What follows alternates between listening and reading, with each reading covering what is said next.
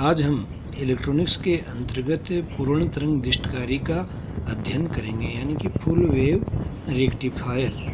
Short में कहें तो FWR के बारे में पढ़ेंगे। इसकी क्रियाविधि क्या है, इसकी वर्किंग क्या है तथा धारा वोल्टता के मान क्या हैं, उर्मिका गुणांक का मान क्या है, वोल्टता रेगुलेशन क्या है, इनके बारे में विस्तृत अध्ययन इस वीडियो लेक्चर में करेंगे। तो पूर्ण तरंग दृष्टिकारी में AC के दोनों अर्ध तरंग भागों का उपयोग किया जाता है। अर्थात AC होती है वो समय के साथ वेरी करती है और पॉजिटिव नेगेटिव दोनों डायरेक्शन में होती है। तो पूर्ण तरंग दृष्टिकारी FWR में इन दोनों भागों का उपयोग किया जाता है, जबकि अर्ध तरंग दृष्टिकारी में सिर्फ और सिर्फ पॉजिटिव अर्ध भाग का प्रयोग किया जाता था। अतः इसमें दोनों भागों का उपयोग किया जाता है, जिससे FWR की दृष्टिकरण क्षमता है वो बढ़ जाती है तथा उर्मिका गुणांक व वोल्टता नियमन कम हो जाता है। इस दृष्टिकारी में 2 PN संधि डायोड प्रयुक्त होते हैं। इस संयोजन में निविष्ट प्रत्यावर्ती वोल्टता के एक भाग का दृष्टिकरण एक डायोड द्वारा तथा दूसरे भाग का दृष्टिकरण दूसरे डायोड द्वारा होता है। यदि इसके चित्र की बात करें तो पूर्ण तरंग दृष्टिकारी में एक मध्य निष्कासी ट्रांसफार्मर होता है तथा ट्रांसफार्मर की जो द्वितीय कुंडली है, इसके जो दोनों सिरे हैं उन पर 2 आइडेंटिकल PN संधि डायोड प्रयुक्त किए जाते हैं। D1 और D2 इनके N सिरे जोड़ देते हैं तथा मध्य निष्कासी बिंदु तथा इनके N सिरों के जॉइंट के बीच में लोड प्रतिरोध RL लगाया जाता है, जिसके सिरों पर हमें आउटपुट वोल्टता VL प्राप्त होती है। तो प्रत्यावर्ती वोल्टता स्रोत VI बराबर EP sin ओमेगा t को ट्रांसफार्मर की प्राथमिक कुंडली से जोड़ा जाता है। द्वितीय कुंडली के दोनों सिरों A तथा B को PN संधि डायोड D1 तथा D2 के टर्मिनल P से जोड़ते हैं।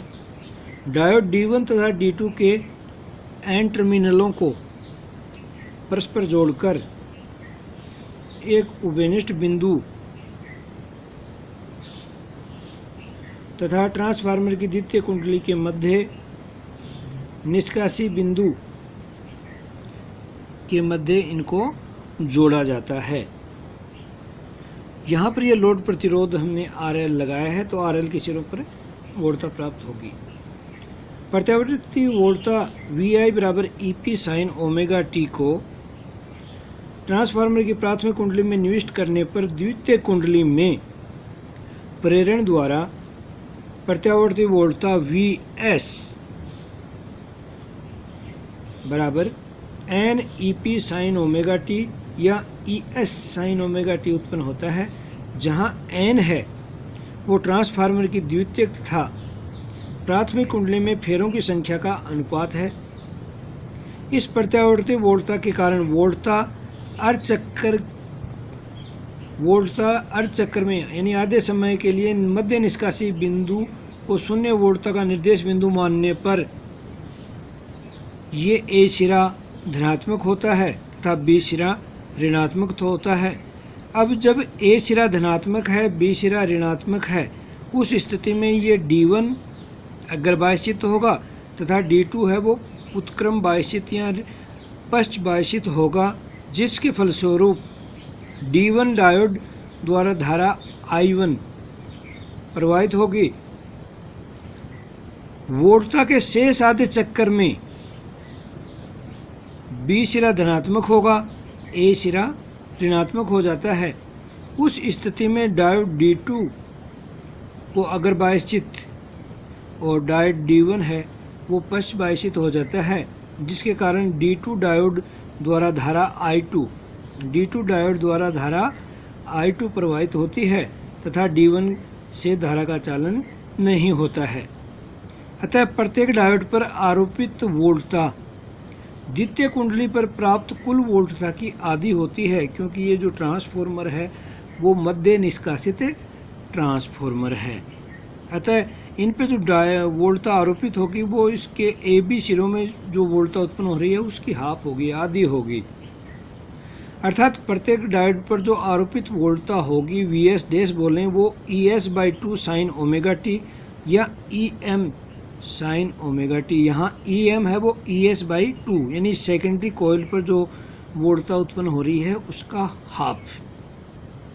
प्रत्यावर्ती वोल्टता VS के पहले आधे चक्कर में D1 डायोड तथा दूसरे आधे चक्कर में D2 डायोड में धारा प्रवाहित होती है, परंतु लोड प्रतिरोध RL से पूरे चक्कर में एक ही दिशा में धारा प्रवाहित होती है, क्योंकि ये दोनों सिरे हैं वो सेम जुड़े हुए हैं।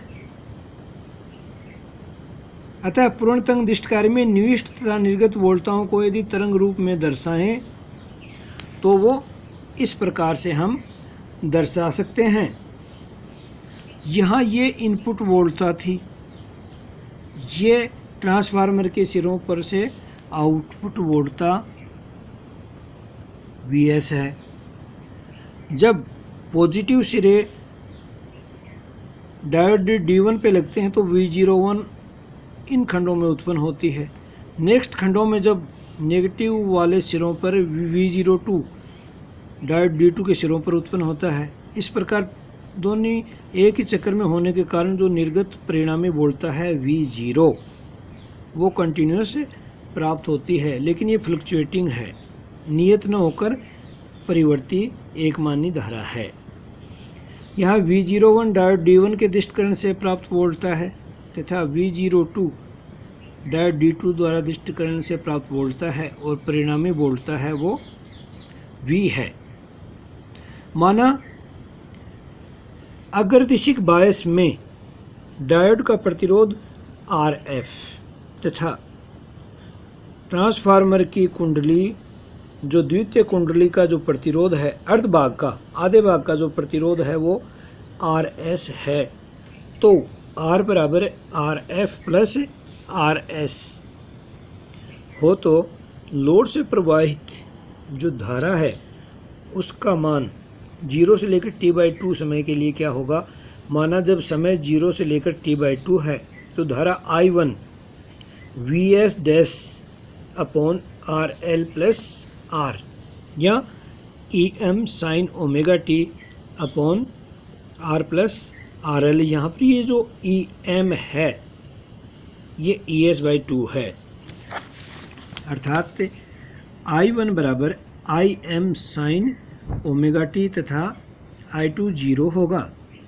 नेक्स्ट आधे चक्कर में अर्थात जब T का मान T/2 से लेकर T तक है उस स्थिति में डायोड D1 से कोई धारा का चालन नहीं होगा, अतः I1 बराबर 0 होगी तथा I2 बराबर VS dash upon R plus RL या minus EM upon R plus RL sine omega T, अर्थात I2 बराबर minus IM sine omega T.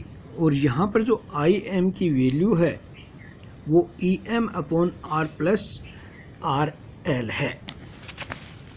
अब चूंकि यहाँ पर जो दिश धारा प्रवाहित हो रही है वो स्पंदमान धारा और वोल्टता है वो स्पंदमान वोल्टता है, यानी समय के साथ चेंज होती है, अर्थात उसमें AC और DC दोनों घटक मिले हुए हैं। तो उसमें से इनका औसत मान निकालें। पल्सेटिंग करंट और वोल्टेज में औसत मान यानी कितना भाग उसमें DC का ऐड है, मिला हुआ है, तो IDC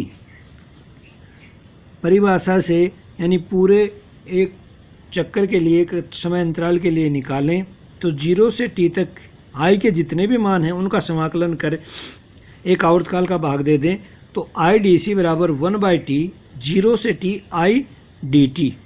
तो 1/T, अब ये IDT है, इसके दो भाग हैं 0 से लेकर T/2, T/2 से लेकर T, तो 0 से लेकर T/2 I1 dt, यहाँ पर I2 0 था, प्लस T/2 से T I2 dt, यहाँ पर I1 0 है। अब I1 तथा I2 की वैल्यू रखें तो जो IM है कांस्टेंट है वो बाहर आ जाएगा, तो IM अपॉन T कोष्टक 0 से T/2 sine omega T dt minus T/2 से T sine omega T D T. जब इनके समाकलन किए जाते हैं तो I M upon omega T, omega नीचे आ रहा है उसे बाहर ले लिया हमने, माइनस साइन का हो जाएगा कोस ओमेगा टी 0 से T by two, minus minus plus cos omega T T by two से टी।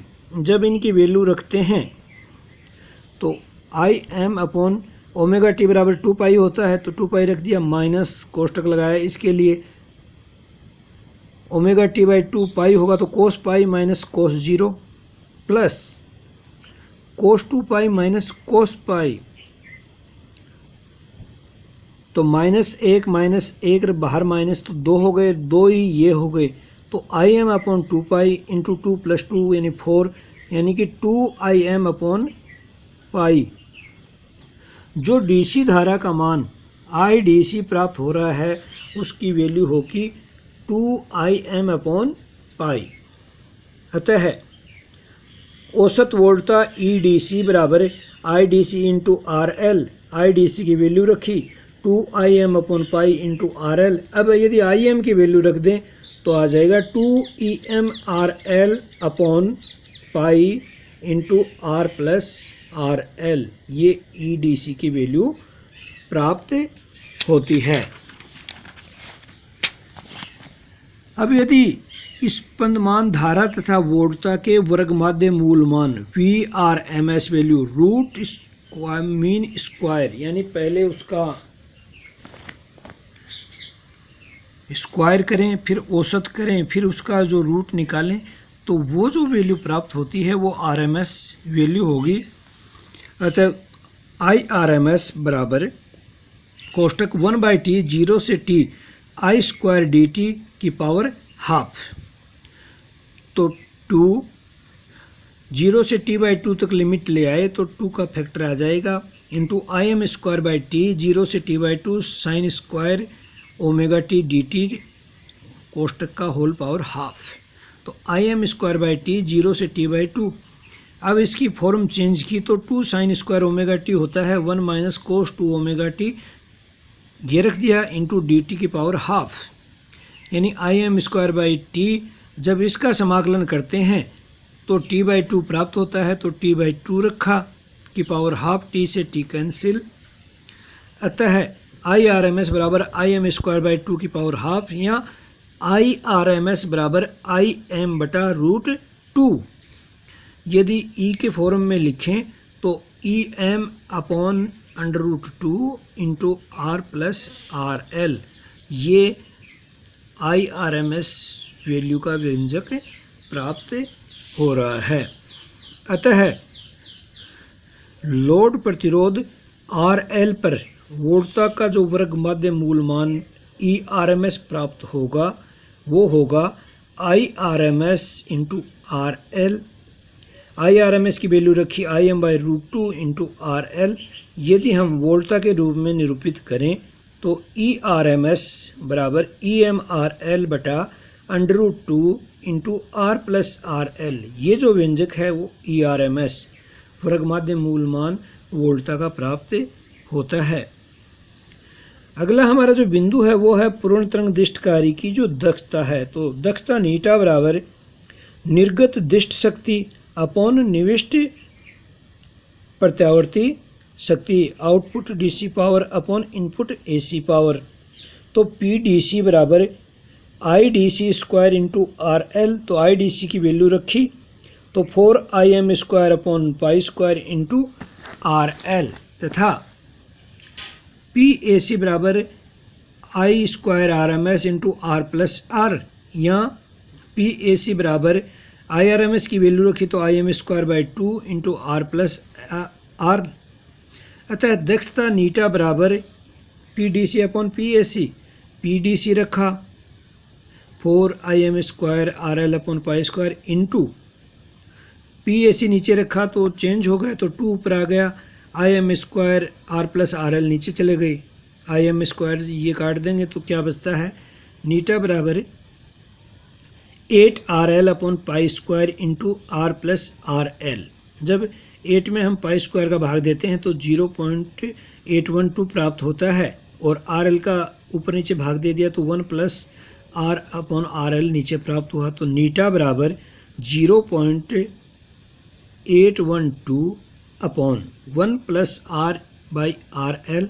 अतः प्रतिशत दक्षता नीटा परसेंटेज में निकालें तो ये हो जाएगी 81.2 अपॉन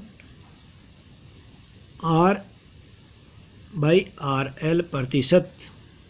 तो जो जो आर एल की वैल्यू बढ़ेगी इसकी दक्षता बढ़ती है। तो पूर्ण तरंग दिष्टकारी की जो अधिकतम दक्षता है वो 81.2 होगी, जबकि लोड प्रतिरोध आर एल की तुलना में आर यानी R F plus R S का मान नगण्य हो, अर्थात आर एल का मान बहुत ज़्यादा है आर की तुलना में।